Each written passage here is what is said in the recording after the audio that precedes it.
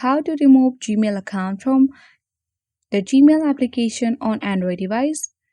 For that, you need to simply open the Gmail application. Once you open your Gmail application on Android, you need to simply tap on profile icon at the upper right corner. And at the bottom, you can see manage accounts on this device. Tap on it. And here you can see that here are multiple Gmail accounts. Simply you need to select the Gmail account that you want to remove from Gmail app. Once you select it, you need to simply tap on remove account button.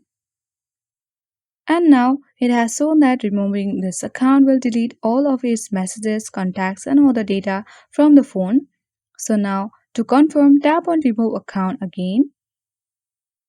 And here you can see that the account has already been deleted or removed from Gmail account.